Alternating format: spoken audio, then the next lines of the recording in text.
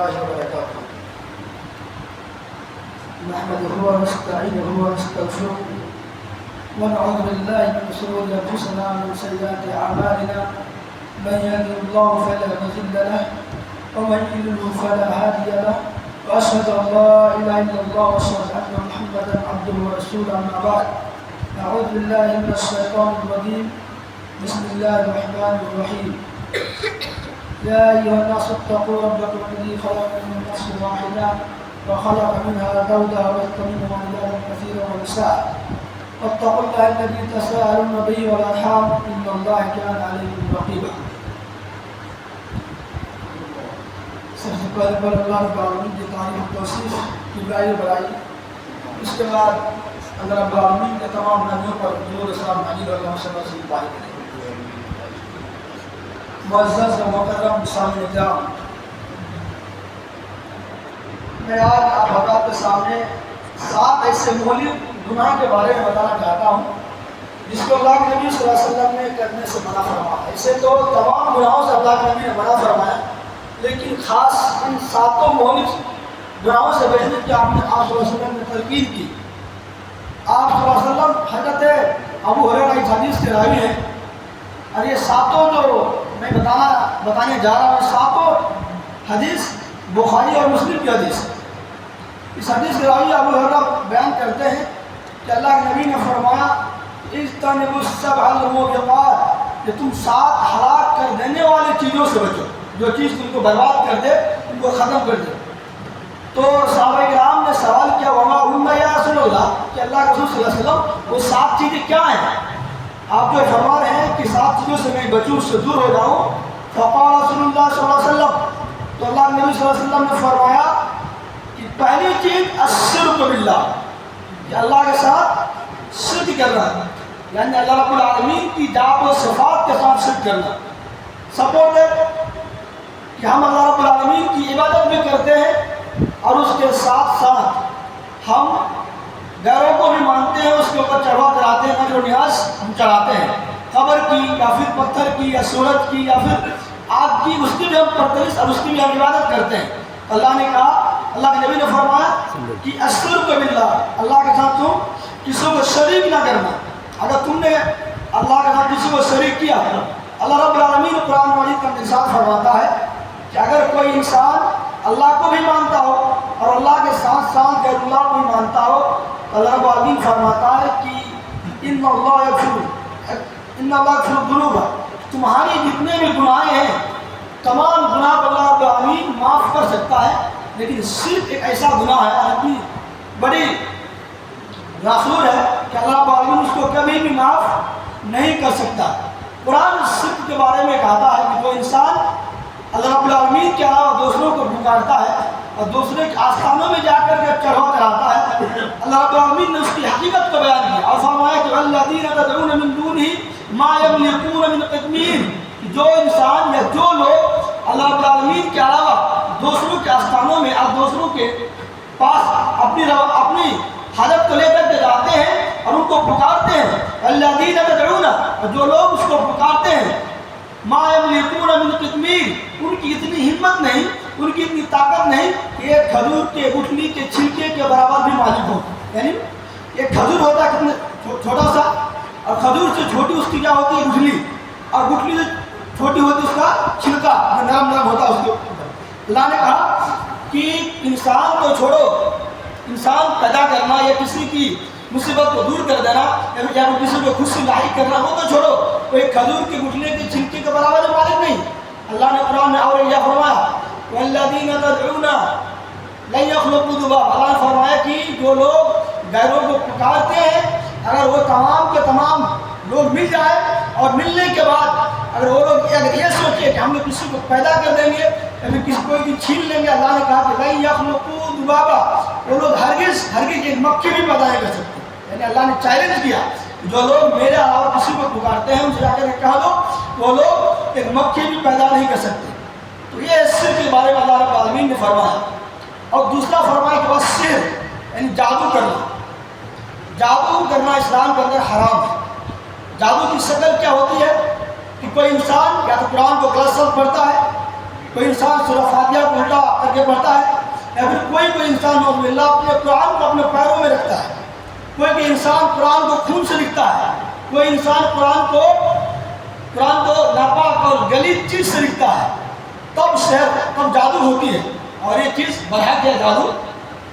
تو اللہ کے نبی نے فرمایا کہ اگر تم یہ مہلک چیزوں میں سے دوسری چیز یہ ہے کہ اس سے جادو سے تم بچو،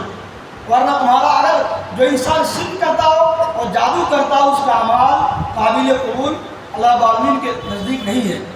اور تیسرے نمبر فرمایا وقتل النفس التي حرم اللہ الا بالحق، کسی ایسے انسان کو، کسی ایسے نفس کو، ایسی جان کو تم قتل مت کرو جس کو اللہ نے حرام قرار دیا الا بالحق، مگر حق کے ساتھ۔ یعنی اللہ رب العالمین نے کہا کہ تم کسی کو جان سے مار نہیں سکتے ہو الا بالحق، حق کے ساتھ۔ حق کے مطلب کیا ہوگا؟ کسی انسان نے اگر کسی کو مار دیا ہے تو جان کے بدلے میں جان،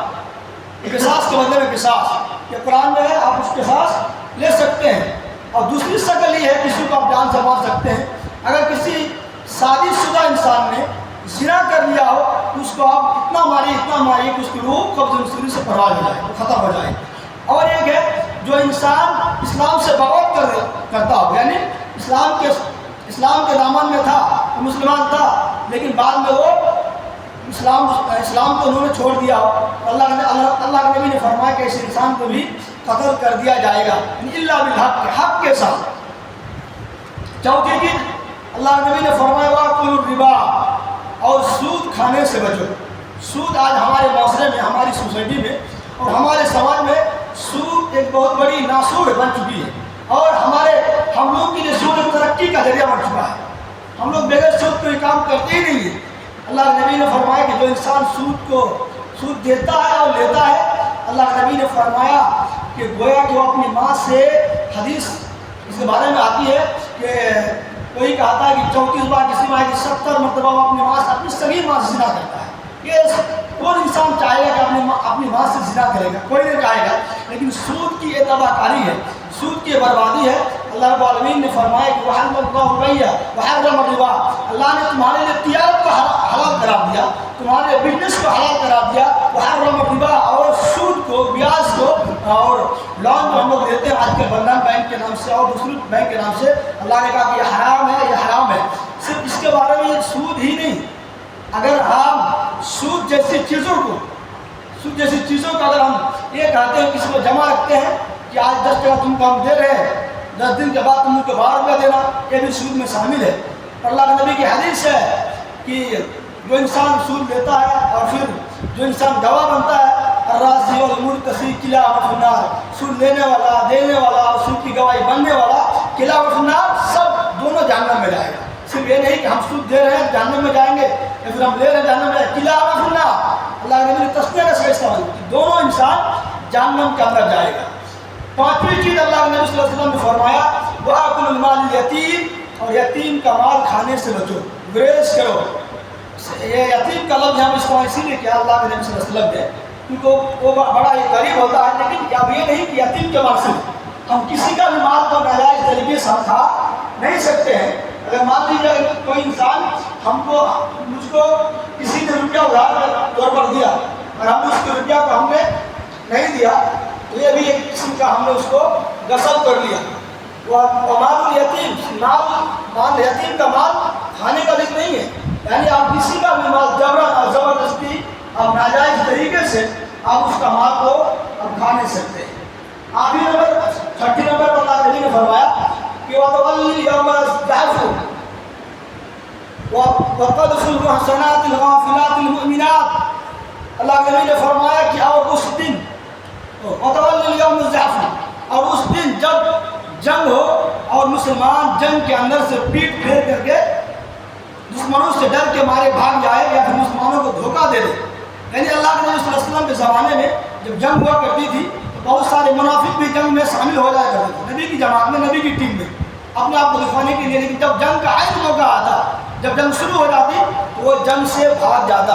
اسی لیے فرمایا کہ کوئی بھی انسان جب جنگ شروع ہو جائے تو وہ بھاگ نہیں سکتا ہے، یا تو جنگ لڑو یا ہارو یا جیت ہو، اس میں کوئی، لیکن ان کی دو شکل ہے، آپ بھاگیں گے۔ دو شکل کیا ہے کہ اگر آپ کافروں کو دھوکہ دینے کے لیے بھاگتے ہیں، کسی کافر مارنے کے لیے آ رہے ہیں، ڈر سے بھاگ گئے، بھاگے تو کافر آپ کا پیچھا چھوڑ دیا، پھر دوبارہ آپ نے اس کو برباد کر دیا، یعنی اس کو دھوکہ دینے کے لیے، کافروں کو چکمہ دینے کے لیے آپ بھاگ سکتے ہیں، یہ شکل ہے، آپ بھاگ سکتے ہیں۔ ورنہ آپ اگر بولیں گے کہ ہم کسی جنگ میں جاتے ہیں، جانے کے بعد ہم ایسے بھاگ گئے کہ ہم کو ساتھ نہیں دینا، مسلمان مرے یا کچھ ہو، تو پھر اللہ نبی نے فرمایا کہ ایسا کام بالکل شریعت کے منافی ہے۔ اور 7ویں نمبر پر اللہ نبی نے فرمایا کہ وَقَذْفُ الْمُحْصِنَاتِ محسنات الغافلات المؤمنات، اور پاک دامن عورت، پاک دامن مومنہ جو پاک دامن بدکاری سے بے خبر ہو کر مومنہ عورتوں پر بدکاری کا الزام لگاتا ہے۔ یعنی کوئی انسان، کوئی عورت بہت پاک ہے، مومنہ ہے، صوم و صلات کی پابند کرتی ہے، لیکن ہم نے اس پر الزام لگا دیا، اور الزام لگانا شریعت محمدیہ کے اندر جو انسان الزام لگاتا ہے، کہ ہم اور آپ سوچتے ہیں کہ الزام چھوٹی موٹی چیز ہے، لیکن ہو سکتا ہے کہ الزام لگانے سے اس انسان کی جان بھی جا سکتی ہے۔ کسی نے چوری نہیں کی اور ہم نے کہہ دیا کہ انہوں نے چوری کیا، اور اس بات کی بنا پر ان کا ہاتھ کو کاٹ دیا حد شریعت کے مطابق۔ کسی نے زنا نہیں کیا، ہم نے جھوٹ بول دیا کہ انہوں نے زنا کیا، تو کتنی بڑی سزا ان کو مل گئی۔ ہم تو سوچتے کہ ایک لفظ ہے۔ اللہ کے نبی نے فرمایا کہ وَقَذْفُ الْمُحْصِنَاتِ الْغَافِلَاتِ الْمُؤْمِنَاتِ، کہ ایسے عورتوں پر زنا کا تہمت لگانا، یا پھر کسی مومنہ پر زنا کا تہمت لگانا جنہوں نے ایسا کام کیا ہی نہیں ہے، اس کے بارے میں اللہ کے نبی نے فرمایا کہ ان تمام چیزوں سے بچو۔ اللہ رب العالمین نے یتیم کے مال کے بارے میں اور ایک فرمایا کہ ان الذین یاکلون اموال الیتیم ظلما انما یاکلون فی بطونہم نارا، جو انسان ناجائز طریقے سے اور ظلم کرتے ہوئے یتیموں کے مال کو کھاتا ہے اور ہڑپ لیتا ہے، تو وہ کیا کرتا ہے، انما یاکلون فی بطونہم، تو گویا کہ وہ اپنے پیٹ میں جہنم کی، گویا کہ وہ اپنے فی بطونہم، اپنے پیٹ میں جہنم کی آگ کو بھرتا ہے۔ آگے فرمایا کہ جو انسان ناجائز طریقے سے یتیموں کی مال کو کھاتا، صرف یتیم ہی نہیں، کسی انسان کے مال کو ہم ناجائز طریقے سے کھا نہیں سکتے۔ آگے فرمایا وَسَيَلُونَ يَسِيرًا وَسَيَصْلَىٰ سَعِيرًا، فرمایا کہ جو انسان ناجائز طریقے سے کھاتا ہے مال کو، وہ انسان عن قریب جہنم میں جائیں گے۔ یعنی ان ساتوں چیزوں کو بتانے کا مقصد یہ ہے کہ آج ہمارے معاشرے میں یہ ساتوں چیزیں عام ہیں، آج ہمارے اس پر کوئی کنٹرول نہیں، کوئی لگام نہیں۔ اللہ رب العالمین نے اسی نے فرمایا کہ اللہ نبی نے فرمایا کہ ان ساتوں چیزوں سے بچنا ہمارے لیے واجب اور ضروری ہے، ورنہ ہمارے نیک اعمال جو ہم کرتے ہیں، یہ ہمارا اعمال، یہ ہماری نیکیاں، ہماری نمازیں، ہمارے روزے، ہماری زکاتیں قابل قبول نہیں۔ جب ہم کوئی کام کرتے ہیں اس کا مقصد ہوتا ہے، اس کا ٹارگیٹ ہوتا ہے کہ اگر جیسے کہ کوئی انسان پڑھتا ہے تو اس کی ٹارگیٹ ہوتا ہے پڑھ کر کچھ بننا ہے، تو اگر اس کا ٹارگیٹ اس کا پورا نہیں ہوگا تو اس کا مقصد ہی پورا نہیں ہوتا ہے۔ اگر ہم لوگ نماز پڑھتے ہیں، روزہ رکھتے ہیں، مسلمان ہونے کے باوجود، اور اس کے باوجود بھی اگر ہم گناہ پر گناہ کرتے ہیں، شرک کرتے ہیں، زنا کرتے ہیں اور جادو کرتے ہیں، کسی انسان کی ماں کو ناجائز طریقے سے ہڑپ لیتے ہیں، تو پھر فائدہ کیا ہوگا؟ تو بالکل بھی فائدہ نہیں۔ پھر ہماری نمازیں، ہمارے روزے ہمارے خلاف الٹے گواہی دے گی۔ اللہ کے نبی صلی اللہ علیہ وسلم نے فرمایا کہ انسان صرف اور صرف انسان کو سماج اور معاشرے میں رہنے کے لیے اور انسان کو دکھوائی کے لیے نماز پڑھتا ہے اور روزہ رکھتا ہے، اللہ نبی نے اس کے بارے میں فرمایا کہ من صلی یرائی فقط اشرک، کسی انسان کو دکھوائی کے لیے یا گاؤں اور محلے والوں کے ڈر سے، اس ڈر سے کہ کل ہماری بیٹی کی شادی ہونی ہے، کل ہمارے گھر میں جنازہ ہوگا، میت ہوگی، میرے گھر میں کوئی نہیں آئے گا، اس ڈر سے اگر وہ نماز پڑھتا ہو یا کوئی مہمان آئیے اس کی بنا پر شرم کے مارے مسجد میں مہمان کے ساتھ نماز پڑھنے کے لیے آ گیا، تو اللہ نے اس کے بارے میں فرمایا کہ من صلی اللہ فقط اشرک، جس انسان نے ریاکاری کے لیے، دکھوائی کے لیے نماز پڑھی، انہوں نے فقط اشرک، انہوں نے شرک کیا۔ اور فرمایا کہ من تصدق فصلى، جس انسان نے تصدقہ صدقہ کیا، فقط یرائی اشرک، تو اس انسان نے دکھوائی کے لیے صدقہ کیا، اس انسان کے بارے میں فرمایا اس انسان نے بھی شرک کیا۔ روزہ کے بارے میں آتا ہے، لیکن اللہ تعالیٰ فرمایا روزہ تو اللہ تعالیٰ کے لیے خاص عبادت ہے، لیکن ضرورت ہے کہ ہم تمام مسلمانوں کو ان ساتوں چیزوں پر عمل کرنے کی۔ آخر میں اللہ تعالیٰ سے دعا کہ اللہ تعالیٰ تو ہم تمام مسلمانوں کو اللہ کے نبی صلی اللہ علیہ وسلم کی ان تمام احادیث پر عمل کرنے کی توفیق عطا فرما، اور خصوصاً صدق کرنے سے بچا اور یتیم کا مال کھانے سے بچا. واقعی دعوانا الحمدللہ رب العالمین. السلام علیکم.